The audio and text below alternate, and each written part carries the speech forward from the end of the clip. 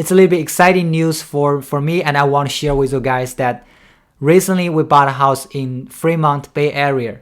The reason we decided to buy at the beginning of this year is because of the potential interest hikes. As most of you probably heard that the Federal Reserve will increase the interest rates to fight the inflation. So we're definitely in a little bit panic at the end of last year. We thought we're not going to preserve the value of the money since we sold our house in Portland, Oregon in 2019. We thought we were going to jump into Bay Area and buy a house. But you know what happened? The pandemic. It definitely slowed down our housing purchase in Bay Area. At a certain time, we even thought the housing market couldn't keep up because of the impact of the pandemic, and we're expecting some cool down of the housing market. But again, we were wrong.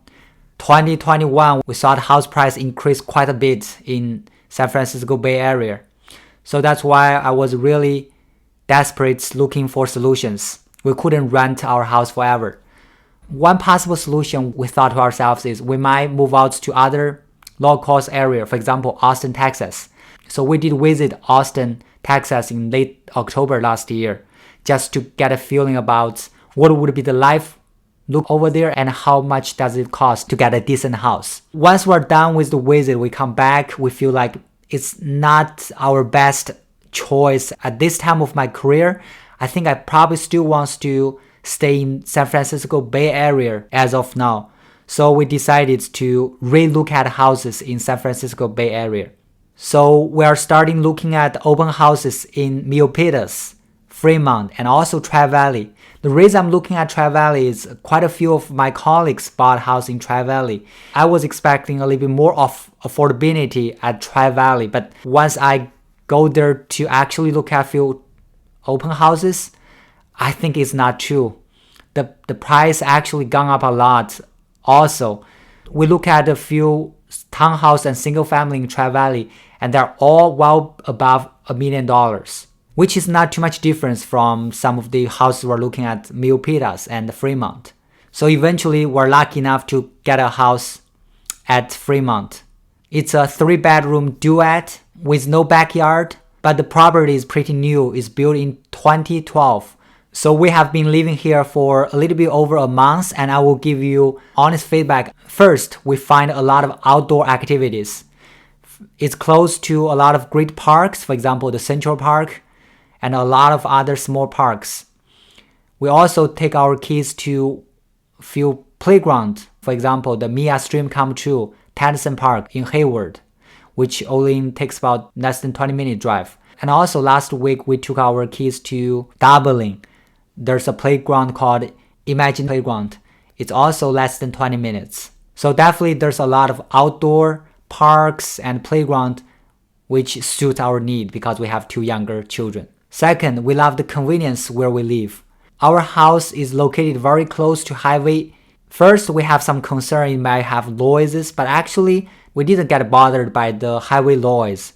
The window blocks the noise pretty good, and also there is a sound barrier wall. The good side is it's very convenient to go on the highway and go to other places like shopping. Costco is less than 10 minutes. Walmart, Target is all within 10 minutes. Also, there's a lot of good restaurant with decent price. We enjoy quite a lot. Next, we find a daycare here, which is only cost $1,100. Compared when we send our kids before, it cost $1,800. So far, I like the school. The facility wise is not that great. The teacher emphasized a lot on learnings, which I think I need to get my kids prepared for his elementary school. Anyway, no complaint for the several $100 savings on the daycare. Because of that, we're able to send our second kids to daycare as well.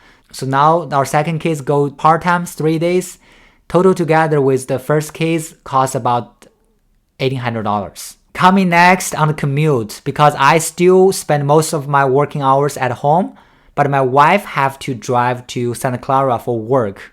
At the first few days, because she's not very familiar with the route, it took her more than 45 minutes to get to office. But nowadays, I think once they get familiar, it takes only about 35 minutes, which is not too bad. Oh, also we were able to go hiking at Mission Peak the other day. Because of 2 younger kids were not able to go all the way to the peak, we stopped at halfway, but the exercise, the outdoor hiking definitely make our life much more enjoyable here. Okay, this is what I want to share with you today, and I will see you next time.